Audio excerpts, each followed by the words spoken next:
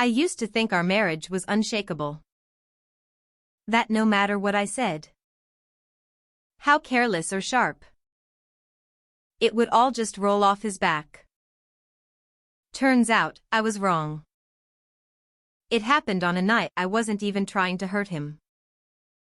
We were at a friend's birthday dinner, the kind with too much wine and too many half-baked toasts. Someone joked about how hard it was to keep a relationship going these days, and God, I wish I could go back and shut my own mouth. Smiled and said, oh, if mine ever gives me trouble, I'll just swap him out. Men are replaceable. Everyone laughed. Everyone except him. Let me back up. Mark and I met at a volunteer event 7 years ago. He was the guy hauling twice his body weight in boxes without breaking a sweat, cracking jokes to keep everyone smiling. I was the girl who'd signed up mostly because my friend dragged me there.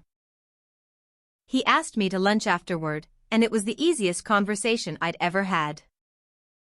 No pretenses, no games. Just real connection. I remember thinking, this one's different. And for years, he proved me right. He was thoughtful, generous, the kind of man who'd notice my gas tank was low and fill it without saying a word. The kind of man who kept every promise. But somewhere along the way, I got comfortable. Too comfortable. The joke that night was supposed to be harmless. Just something to make the table laugh. Mark didn't react in the moment. He even smiled politely when the waiter came by. But when we got home, the air between us felt heavy. You really think that? He asked, leaning against the counter. I scoffed. It was a joke. Funny, he said quietly. I didn't laugh. Over the next few weeks, I noticed changes. Small ones at first. He stopped texting me during the day just to say hi. He stayed late at work more often.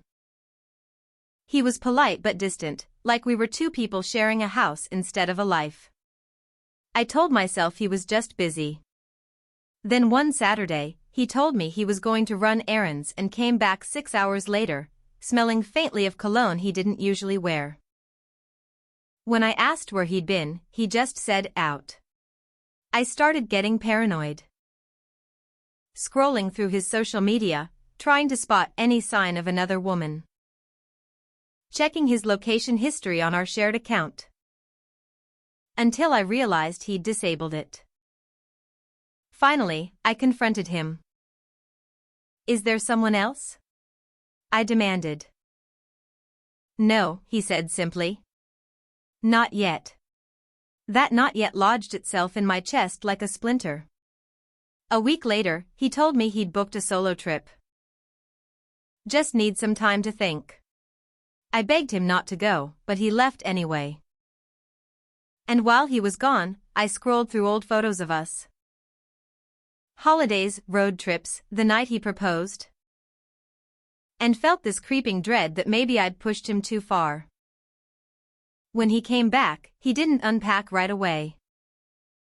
He sat me down at the kitchen table and slid a folded piece of paper toward me. It wasn't divorce papers. Not yet. It was a list.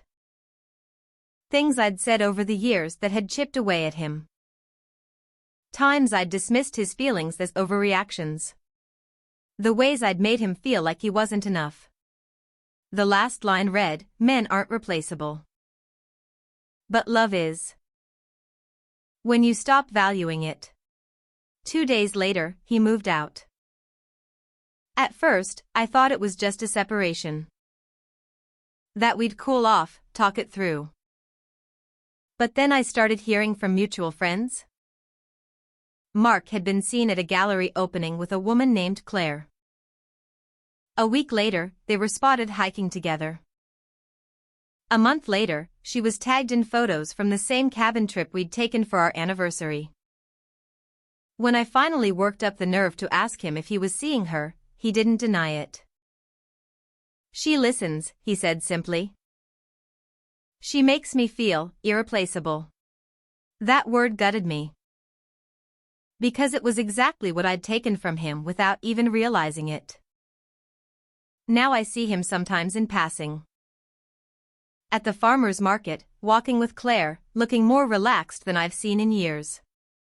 And it kills me that she's getting the version of him I slowly eroded. I thought calling him replaceable was just a joke. He proved me wrong.